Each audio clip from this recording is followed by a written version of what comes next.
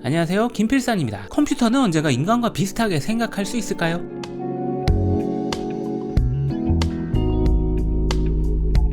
지난 동영상에서 우리는 컴퓨터의 이론적 시초인 앨런 튜링의 튜링 머신에 대해서 알아보았습니다. 그리고 튜링 머신이 테이프와 스캐너만으로 온갖 종류의 계산을 다 할 수 있다는 것을 알아봤죠. 그 다음 편에서 만능 튜링 머신이라는 튜링 머신의 한 종류에 대해서 알아보았는데, 이 튜링 머신은 어떤 종류의 계산을 할 수 있는 특수한 튜링 머신의 기능을 복제해서 똑같은 종류의 계산을 수행할 수 있는 튜링 머신 위의 튜링 머신이었습니다. 이런 게 어떻게 가능하죠? 그것은 튜링 머신을 숫자로 변환시키는 방법을 통해서 가능했죠. 그리고 만능 튜링 머신은 코드 숫자를 입력 데이터로 받아서 기능을 복제하는 계산을 할 수 있었죠. 그리고 마지막으로 H 튜링 머신이라는 튜링 머신에 대해서 알아보았습니다. H 튜링 머신은 뭐였죠? 어떤 튜링 머신이 정지하는지 하지 않는지를 알려주는 튜링 머신이었습니다. 만능 튜링 머신과 비슷하게 특수한 튜링 머신의 코드 숫자를 입력 데이터로 받고, 그 튜링 머신이 언젠가 멈춘다면 멈춘다는 결과를, 영원히 멈추지 않는다면 멈추지 않는다는 결과를 출력했었죠. 그런데 지난 동영상 끝까지 보셨습니까? H 튜링 머신이 있을 수 없는 놈이었습니다. 논리적으로 모순이었죠. 이 문장은 거짓말이다라는 모순적인 문장과 똑같았습니다. 여기서 내릴 수 있는 결론이 있습니다. 튜링 머신은 할 수 있는 계산이 있고 할 수 없는 계산이 있습니다. 일반적인 더하기 빼기 곱하기 나누기 할 수 있는 계산이겠죠. 이런 단순 계산을 통해서 게임을 돌린다거나 유튜브 동영상을 재생하는 것도 할 수 있습니다. 튜링 머신을 복제하는 기능 또한 할 수 있는 계산이었습니다. 그런데 어떤 튜링 머신이 멈추는지 멈추지 않는지를 알아보는 것은 할 수 없는 계산이었죠. 여기서의 결론은 튜링 머신이 모든 계산을 할 수 있는 건 아니라는 것입니다. 역사적으로 수학자들이 증명하거나 반증했던 수학 문제들이 있습니다. 예를 들어서 유클리드가 증명했던 소수는 무한한가라는 수학 문제가 있습니다. 이 문제는 튜링 머신으로 계산 가능합니다. 오일러의 추론이라는 문제도 있었죠. 이 문제는 실제로 튜링 머신의 일종인 컴퓨터로 계산을 해서 실제 발레가 발견되어서 반증되었죠.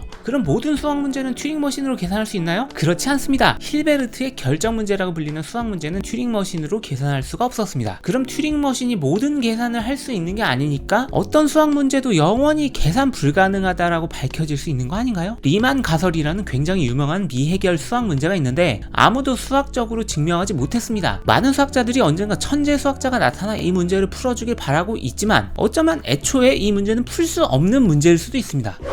튜링 머신이 풀 수 없는 문제가 있다고 칩시다. 그러면 튜링 머신을 좀 더 발전시키면 어때요? 예를 들어서 스캐너가 테이프를 한두 칸씩 뛰어넘을 수 있도록 만들거나 아예 목표 위치로 단번에 이동시키는 기능을 넣는 거예요. 아니면 1차원으로 된 테이프 대신에 2차원 평면으로 숫자를 적을 수 있는 넓은 종이를 만들고 스캐너가 그 공간을 뛰어다닐 수 있게 하는 거죠. 아니면 이런 거 어떻습니까? 테이프를 두 개로 나누고 스캐너도 테이프별로 준비하는 거죠. 하나의 테이프에는 임시 데이터를 썼다가 지울 수 있는 전용 버퍼 공간을 만들 수도 있고, 아니면 어떤 테이프에는 비주얼 그래픽만을 따로 담당하도록 할 수 있죠. 이런 건 어떻습니까? 테이프를 64개 준비하는 겁니다. 64비트 튜링 머신이죠. 이렇게 튜링 머신의 기능을 강화하면 언젠가는 간단한 튜링 머신은 풀 수 없는 문제를 풀 수 있지 않을까요? 지금까지 튜링 머신 이후로 수많은 컴퓨터가 만들어지면서 컴퓨터의 구조는 복잡해졌습니다. 저번에 말씀드렸던 최초의 컴퓨터 G3 이후 애니악이라 불리는 컴퓨터가 미국에서 만들어졌는데, 이 컴퓨터는 알고리즘을 직접 스위치를 연결해서 작동시켰습니다. 이후로 존 폰 노이만이라는 초천재 수학자가 컴퓨터 구조를 설계한 후에 소프트웨어를 쉽게 교체할 수 있는 방식으로 컴퓨터를 작동시킬 수 있었죠. 이후로 CPU, 메모리, 저장장치, 사운드 칩셋, 네트워크, 그래픽 카드 등의 기능들이 추가되면서 현대 컴퓨터는 앨런 튜링의 단순한 튜링 머신 기능을 아득히 뛰어넘게 되었습니다. 심지어 최근에는 양자 컴퓨터의 등장으로 완전히 새로운 개념의 중첩과 얽힌 계산을 수행할 수 있게 되었죠. 그럼 현대 컴퓨터는 초창기 튜링 머신이 풀지 못하는 계산도 풀 수 있어야 되는 거죠? 이렇게 구조가 발전했는데요.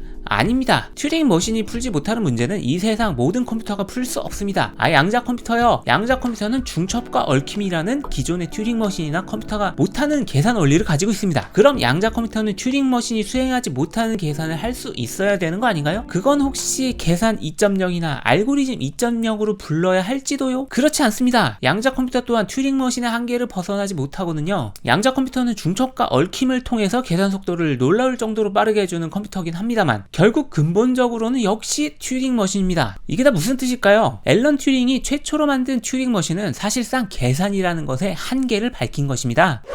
그렇습니다. 어떤 컴퓨터도 튜링 머신의 기능을 뛰어넘는 계산을 할 수가 없습니다. 이것은 수학적으로 완전히 정의된 개념이에요. 이 개념에 따르면 정지 문제 같은 튜링 머신이 할 수 없는 계산은 이제부터 계산으로 부르면 안 됩니다. 계산이라는 행위는 오로지 튜링 머신에 의해서 튜링 머신만이 할 수 있습니다. 그리고 그 계산 가능성의 한계는 현대 모든 컴퓨터도 다 가지고 있는 거죠. 이것이 앨런 튜링과 알론조 처치라는 수학자가 주장한 처치 튜링 논제입니다. 처치 튜링 논제는 사실상 모든 계산은 오로지 튜링 머신이나 튜링 머신의 발전형만이 풀 수 있음을, 그리고 튜링 머신이 할 수 있는 것은 오로지 계산뿐임을 말하는 논제입니다.